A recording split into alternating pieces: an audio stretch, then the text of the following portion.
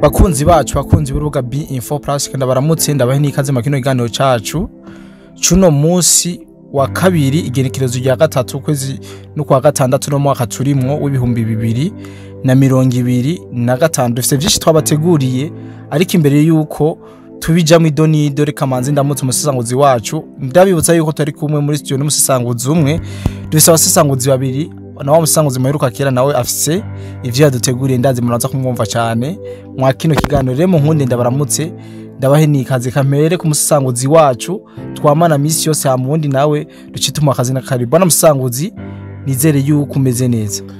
Amahoro cyane bwana journaliste je n'ukuri ndakomeye ndashima Imana ndabona umunsi uri kuragenda neza usibye ko ibikoresho biteko biratworera kabisa mu gutanga amakuru mwanya ku mwanya ariko ibindi ni sawa bwana musesanguzi ku ruhande nababwiye ko twemwe turi batatu reka nawe tumuhikaze makino iganiro kugira ngo abashe kuramutsa abariko baradukurikirana. Urakoze kumpiza kanya bwana journalist nagomba ndamutse abadukurikirana muri kino kiganiro nongera ndabasaba imbabazi kuba ntaheruka kuboneka kuri no rubuga rwacu.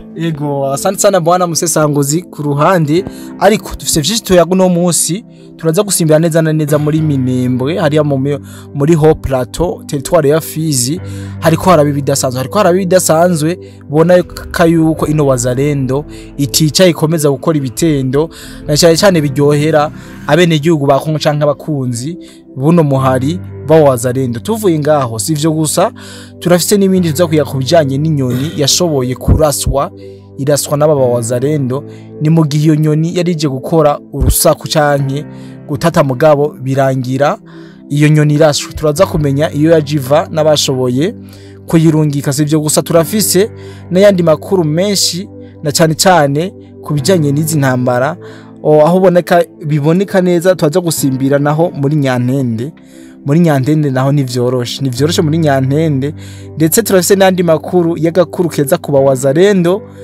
reka ndakabike amusengoza kukatubwira ndazi yuko aragakuru kaza kunezerana cyane abasanzwe bakunda uno muhari Wazalendo. Reka rero nonge ndabaha ikaze bwana musesanguzi. Yes urakoze cyane bwana journaliste reka tugigwe ko nk'abaji bigisahira cyane gose kandi ko turiko turakwega umwanya kandi abakunzi ibiganiro byacu badakunda ibiganiro birebire cyane gose. So dutangurire muri Haut Plateau. Muri Haut Plateau bwana journaliste hamaze iminsi novuga hariko harabera ibintu biriko birahahamura iyi M23 na Red Tabara hamwe natwigwanira kabisa neza na neza mu Minembwe hariko habera ibintu bikomeye cyane aho aba FDNB na Wazalendo novuga ko bari mu mashimwe kuko bakomeje kwica abo bita bansi babo ndetse no kwigarurira uduce dutandukanye. Aha turavuga muri Minembwe baramaze kwigarura ubuce butari butoya muri Rugezi za Rurenge Mikenge Karingi Bijaba na za Bikobokobo n'ahandi henshi. So aba Wazalendo kabisa baragenze ubuce butari buke aho mbere novuga operation yabaye ku munsi wejo operation novuga ko yari remereye cyane gose aho bashoboye kuyica umukoloneli mu RDF azwi ku izina rya Jean Bosco. Uyu koloneli Jean Bosco yaguye mu gitero kiremereye cyakozwe n'indege mu bwoko bwa drone. Ejo kabisa imigwano ntabwo yari yoroshe yarabaye imigwano miremire aho novuga ko bakojeje n'inkoho ziremereye ariko kubera ko iyi FDNB na Wazalendo basanzwe bariko barakorana n'igisirikare ca FARDC gikorera mu kirere baciye bikora ku madrone y'intambara bararasa kabisa bikomeye ku birindiro bizinye shamba za M23 ariko imbere yuko barasa na drone amakuru mfise avuga yuko ngo drone zatanguye kuza zirazunguruka ziraraba neza ubuce aba twigwaneho na M23 baherereyemwo hama mu nyuma niko kuzabona indege iraje ikorora amabombe. Aha nca nibutsa abadukurikiranye yuko izi drone ntabwo zipfa kurekura bombe, ni ukuvuga zirekura bombe ahantu hazwi, donc zirekura avec précision, ziza zifise aho zigiye. Rero uyu mu Colonel Jean Bosco yaraguye kabisa muri kino gitero cyakozwe na drone. Aha twagiye no matangazo yo kwikangira ngo wabyumvise umuryango we wumve yuko Jean Bosco atakiri ku isi y'abazima. Aha rero bona journaliste nca tubandanya twerekana ingene iyi M23 nivyo hamwe n'itwigwaneho bariko barapfa mu by'ukuri birateye umubabaro n'agahinda. Iyaba nk'umwana wa Joseph Kabila canke wa Bisimwa canke wa Colonel Nanga barimwo, je ndahamya yuko intambara ari kuba yaheze, baca bahagarika intambara directement, kuko uravye ingene bariko barapfa kambwe ko bariko barapfa nk'ubunyegeri, n'ubunyegeri bushize ko umuti kirorina usanga bwose bwumye. Niko rero zino nyeshamba za M23 Red Tabara hamwe na twigwaneho bariko barapfa hajya mu Minembwe. Ariko kandi ikindi gitangaje rero bwana journaliste, mu gihe abatwigwaneho na M23 bariko barapfa urupfu novuga ruteye umubabaro n'agahinda, FDNB na Wazalendo bo bari mu mashimwe, bo bariko baraduza amashimwe bavuga yuko Imana ikomeje kubakorera ibikomeye, kuko bakomeje kugandagura abo bise bien sûr abansi babo. Aha twavuga yuko nko muri Mikenge abawazarendo hari ubundi buce bashoboye kwigarura butari buke, ndetse no muri Rurenge. Bivuze ko rero abawazarendo kabisa bari mu kazi kose. Ubu tuvugana bwana journaliste, igice kinini cyo muri Mikenge gifiswe n'abawazarendo, kiri mu minwe ya FDNB na Wazalendo. So urumva yuko hajya hejuru ibintu bikomeje kumera nabi cyane gose. Wana musango zinaguciriyemwo harakantu wavuze yuko hari umu RDF yashoboye kwasiga ubuzima, Colonel Jean Bosco umukoloneli, ariko hariho n'abandi basikare benshi badafite ipete ryo hejuru. Nibaje kwashimye kuvuga ufite ipete ryo hejuru, ariko hariho n'abandi turafite amafoto bari mu magroup WhatsApp yacu bakeneye kuyabona, turaza kuyabaha kugira ngo tubikine imiryango yashoboye kubura. Turabafite abasikare benshi bw'igihugu cy'u Rwanda bashoboye kugwa hariya mu Minembwe, turabifise kabisa. Yes bwana journaliste, ntabwo narebwa haze kuri inkuru, nagomba mvuga ni mu gihe uyu Colonel Bosco yahitanywe n'igitero c'indege nabo bari kumwe. Hariho n'abandi rero bo novuga ko bapfuye urupfu nababajishane gose, aho wasanga bariko bigaba kuba Wazalendo kubera gutakaza umutwe, amasasu menshi, amabombe menshi, wasanga bariko biruka bakirukira mu bibanza abawazinda n'aba FDNB bari barimwo. Nabo reka intu baca bakora n'igiki, baca baduza bwa bufuni bwabo bakadoda bagahondagura. So bivuze ngo rero urupfu onavuze ko rutagahinda n'umubabaro n'urupfu bariko barapfa batazi nivyo bazira. Kumbure hari ababizi mugabo ndahamya yuko benshi bariko barapfa abazira inyungu za bamwe na bamwe, kuko iyi ntambara iri muri Kongo ntabwo bose bayifisemwo inyungu zimwe. Aha rero bona journaliste ndavuga yuko nako yitwigwaneho bari muyabira, batanguye kwibaza kwicuza impamvu bashoboye kwemera kwifatanya n'izinyeshamba za M23. So mukurangiza iyi nkuru ya hano mu Mikenke canke se muri Haut Plateau, nagoma ndamenyesha yuko hafashwe n'ibigwanisho byinshi cyane gose kandi bikomakomeye, kuko murazi yuko ahajya mu Minembwe M23 yari yamaze kunika ibigwanisho bitari bike, nubwo kucipfuzo cabo ivyo bagomba gushikana byose bitashitseyo, ariko harafashwe ibitari bike byariko birakoreshwa n'inyeshamba za twigwaneho na M23 na RDF. Yes ibi kabisa ubu tuvugana biri mu minwe y'aba wazalendo. Yes, ni impano nkuko aba wazalendo bavyivugira. Mu kurangiza rero iyi point no kubwira yuko bwana journaliste kubacitse ku masasu, kubarokotse ku masasu, yes, ubwoba ni bwinshi cyane gose, kubera yuko ngo indege zimwe zitagira abadereva umwanya ku mwanya ziguma zizunguruka kajya gace, ndavuga burya buce bwose busanzwe buvugwamo ko burimwo nyeshamba za twigwana na M23 hamwe na Red Tabara. Ubwoba ni bwinshi kuko bavuga bati iyi ndege iyo ihavuye hakurikira akaje karamana, kuko irazi gatata mu nyuma igacigaruka ikarekura amabombe. So rero sabagwanyi gusa afise ubwoba nabene gihugu bwabo muri burya buce.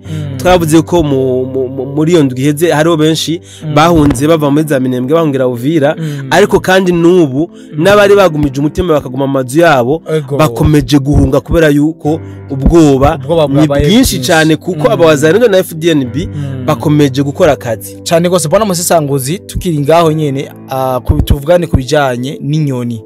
Iyi nyoni ngo bayifatanye ibintu je sinabitahuye neza, ariko urashobora kudubwira ibijanye n'iyo nyoni. Abantu benshi beko barakwiragiza iboneka yuko yari ifise akantu kakoma kari kayiboheyeko. Yes, bwana journaliste, iyi nyoni bwa mbere ntabwo yafatiwe mu Minembwe. Iyi nyoni yafatiwe muri Nyantende. Novuga yuko ni bikorwa bikomeye cyane. Mu byukuri je ndahamya yuko M23 ifise ibikoresho. M23 irafise ibikoresho bya gisirikare bihanitse, kandi n'ibikoresho by'ubutasi irabifise bihanitse. Ariko kandi twemeranye niki yuko n'abawazalendo nabo bafise ubundi buhinga bisangije umuntu adapfa kubonesha amasuko. Bwana journaliste, uravye ibintu abawazalendo bariko barakora, ushobora kwibaza uti none bano bawazalendo uko tubazi ari bamwe bitwa ngo nabana bo mwibarabara, babandi batace no ku ntebe z'ishuri, tuvuga uko tuvuge n'ubuhinga bwa gisirikare tabwo bafise. Yes, bariko bakuraho ubushobozi nk'ubu bwo gushobora gufata ibikoresho nk'ibi by'ubutasi bya M23. Ku bantu mwabonye ijya nyoni, ni nyoni abawazalendo bashoboye gukorora. Inyoni yarije gutata ku birindiro by'abawazalendo muri Nyantende. Abawazalendo rero nta wuzi uburyo bashoboye gukwega ijya nyoni, mugabo yes yari gikomeye. Mugabo inyoni barayikweze, bakweze iyo nyoni. Amakuru bari umva gato, amakuru bari bafise yuko uyu munsi igenekezo rya gatatu M23 iza kubarasa ku birindiro. Mugabo ntibari bazi yuko M23 yakoresheje inyoni ku nzira y'ubutasi. Abawazalendo rero barakwega ya nyoni barayururutsa. Iki kintu cabaye ikintu novuga catumye igitero cha M23 kuri wazalendo uyu munsi gihagarara gisiba. Amakuru dufise nuko igitero casibye kubera yuko iyi M23 yabuza amadoni yari gukorerako. Maneko wabo yarafashwe. Yes, maneko wabo yafashwe ku buryo batashoboye kuronka ingene bashobora kubigenza kugira ngo baze kugaba igitero. Aha rero je ncamvuga iki bwana journaliste, aba wazalendo iyi ntambara ntibari ko barayigwana mu mubiri gusa, bobo barabishiramo n'ivyimwemo. Eke tucemeranye kuko turazi yuko abawazalendo mu kuja kuri front hariho ubuyi banywa, ubuyi barabunywa. Burya buyi rero ubutuma amasasu atabafata. Niyo mpamvu bigoye kuzobona ngo umwazalendo, kuzobona ikiziga cyo umwazalendo biragoye uko baja kuri front banyobuye. So kuba rero bashoboye kumanura n'ijya nyoni iriko bijya byuma bifasha M23 ku butasi. Ubwa mbere uhavuye uyihereza abantu mu magrupe yacu, sivyo? Rero ko bashoboye kumanura ijya nyoni, je ndemeza yuko nta buhinga buhanitse abawazalendo bakoresheje usivye zanzira katuzita amareba mu Kirundi. Yes, bakoresheje inzira z'amareba mu kumanura ijya nyoni. Bivuze ngo rero na M23 kuba cagiye muri Katogota bavuze ngo babonye bari ko bararaswa n'intama n'impene hamwe n'inkoko. Burya birashoboka kabisa. Urashobora gusanga bobo babona umwazendo bakamuna n'inkoko, canke baraba bakamona mw'impene canke intama. Bituma rero aba M23 batakaza novuga ingabo zitari nke kuko ntibabona abo bariko bararasana. So aha rero tugaruke kuri inyoni rero ni ikintu gihambaye. Ibi ni ibintu dukunze kubona mu madese anime, wenda tukanabyumva no mu bihugu biteye imbere za Amerika, mu Burusiya n'ahandi, ariko kuvyumva ko M23 yashoboye gufata inyoni ikayishaka ivyuma by'ubutasi, iki ni ikintu gihambaye cyane gose. Ariko kandi nani gitangaje kuko barigeze nuko bafise n'intama bajana kuri front, imwe batabira. Urumva rero yaba Wazalendo bakoresha mangetengete, kandi na M23 nabo sibo beranda, nabo hejuru y'ibikoresho bihanitse bya gisirikare n'ubutasi, nabo barakoresha amareba cyane gose. Bwana Musesanguzi ndagushimire cyane, ariko nababwiye ko rikomwe n'undi Musesanguzi naza kutubwira vyinshi, na cyane kwino nkuru novuga ko iryoshye ko Wazalendo, aho bafise amafaranga menshi, ubu tuvugana na Wazalendo. Ndazi yuko Musesanguzi yashoboye kubidutegura mu buryo buramvuye. Reka renda muri kaze yongera tubwire ingene abo Wazalendo no mwanya bafise umunezero, ingene abo Wazalendo no mwanya twobita ba big boss. Urakoze cyane bwana journaliste. Abazalendo gushika muri aka kanya bari mu munezero ntangere, aba boss bararyohewe cyane kuko gushika ubu bafise amadolari ibihumbi 200 bahawe na Joseph Kabila, ati vyagenze gute rero kugira ngo bashobore kuja ku ruhande rwiwe. Ariko sinizera neza yuko Abazalendo bazoshobora kuja ku ruhande kwa Joseph Kabila. Bazoyajya mugabo azorindira ko bakora ico yabatumye akibure kabisa. Bwana Musesanguzi naguciriyemwe, twabonye ama video, ayo ma video twabonye y'Abazalendo bakorekana amafaranga, hariho n'amajambo bariko baravuga. Urashobora kutubwira muri rusange ivyo Abazalendo bariko barayaga mu gihe bariko barerekana irya kado canke kajya gashikanwa bahawe na Joseph Kabila? Yego ama video yasirikiye ku mbuga ngurukana bumenyi zige zitandukanye, yerekana Abazalendo bari mu kanyamuneza ntangere, berekana amahera amadolari menshi cyane bahawe na Joseph Kabila. Bari baryohewe cyane ku buryo ntoronka uko ndabivuga. Mu majambo bariko baravuga muri irya video, Abazalendo berekanye umunezero bavuga yuko ati twebwe nta deni dufitiye Joseph Kabila, ati twebwe ideni dufise turifitiye abene gihugu. Iryo deni naryo ni kugarukana umutekano mu burere M23 yigaruriye. Iyi ntambara kuvuga itangura byarabonetse neza yuko M23 igerageza gukoresha amahera menshi cyane, ikagerageza guha amahera FDNB ikayanka. Rero bica biboneka yuko niyo mpamvu ituma M23 iguma inyagwa, kandi amahera yafise n'ibigwanisha bifise. Cyane gose. Asante sana bwana Musesanguzi. Murumva yuko aya mafaranga Abazalendo bamaze kuyashira mu biganza, bamaze kuyabona umubare, bamaze kuyabona nimero, bahise bavuga yuko atadeni bafitiye Joseph Kabila, ahubwo ideni barifitiye abene igihugu. Ideni babafitiye na Gestari rindi ariko bacungira umutekano no kugaruza bino bice zino nyeshamba zisanzwe zarigarurira. Asante sana bwana Musesanguzi, ariko imbere ko turangiza ikiganiro cyacu dusabe Musesanguzi atwerekeze neza na neza muri situation zivugwa haba mu gisagara ca Uvira canke mu micungararo yaho.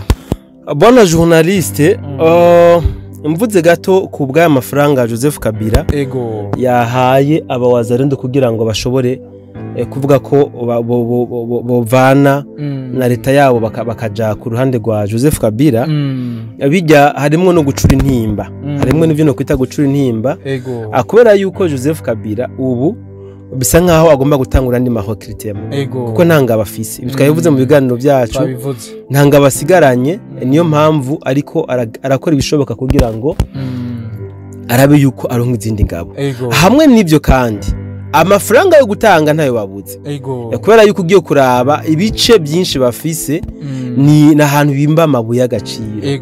Rero kuba yofata ibihumbi 200 by'amadolari ngahereza Abazalendo ni ibintu bito cyane gose kuri we, kuko se amafaranga akora mu mufuko wiwe ni bije basanzwe bafise iri ngaho yo kuzabararaba ko bagura ingabo zimwe n'izindi kugira bikunde yuko bagira bashobora kubahereza ubwo buce bipfuza. So ikiro ni kintu twabivuze kare aho aba FRDC bashoboye kwemera kugugwa abenshi bariciwe mu ikambi ya gisirikare Rumangabo abandi nabinziye inzara niyo igomba ibagandagure amafaranga nivyo barayariye none abamariki muri kano kanya ko bayariye mugabo ubu bariko baracuga bufuri na buhoro bagaburirwa rimwe mu minsi 3 so iki ni cigwa gihambaye cyane gose mbere nuvuga ko n'abawazarendo batanze kuba bashoboye kwakira ajya amafaranga bagaca bakoranya bene gihugu bakababwira bati twebwe amafaranga duhawe naya ngwayi noti ngwiyi iyi turayijya kabisa kandi nta deni namba twebwe tumufitiye cyane gose turayijya nta deni tumufitiye mande majambo yaje kuduhonga ni nka kujya umusore ashima umukobwa akamuhonga amafaranga rero uhonze umukobwa amafaranga uri umusore nibisigura ko ategereza guca gukunda canke yemera ivy'umubwiye wayamuhaye kugira umureshe rero ugize amahanga akakwemerera ni sawa kwankiye nta kundi urihangana so reka rero tubwire Joseph Kabila atora ugwembe agende yimoshe rega bamumoye bajya baja ariko nibamumoye nishikanwa yabashiriye bwana musasa none ko yabahaye kugira ngo bamufashe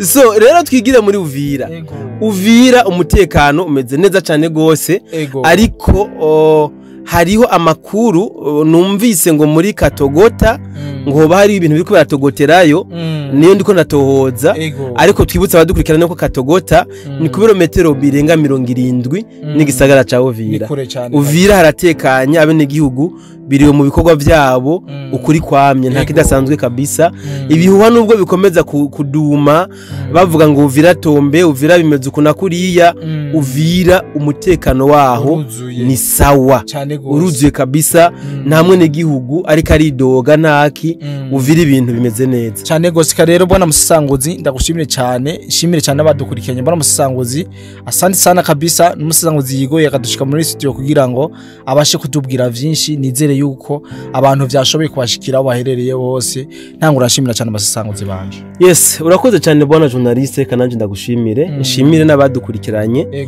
nizere ko tuza kongera mu bindi biganiro byo hanyuma cyane gose bwana Musasanguzi ku ruhande nawe reka ndagushimire cyane washoboye kudutohoreza inkuru nziza inkuru y'amafaranga y'agakado bashoboye guha abawazalendo urakoze cyane bwana journaliste reka nanjye ndagusezere ndakubwira nti igihe cyose muzonkenera nzoba ndi hafi inkuru nk'izo kwa muzidu asante cyane kandi nshimiye cyane namwe mwese mudukurikirana aho muherereye hose nizere yuko mukomeza kugubwa neza hama nkuko bisanzwe ibiganiro tiko turabibaha nkuko twara tubikora gusa murabizi afise ikibazo c'ivyuma turiko turabitunganya mu minsi hama ko afise wa mutima wo gufasha bafise wa mutima wo gutanga turiko turahindura ivyuma muri studio kugira ngo tubashe kubaha ibintu bimeze neza amaso ameze neza ndetse n'ama image rero umuntu wese ko ayobowe arashobora kugira ico akoze hama ibintu bikabandanya bigenda neza nkuko mwamamo bikora kandi ndabashimiye cyane mwe twabanye nonga ndabike abantu ndabwire ko tubona mu bindi biganiro bye bye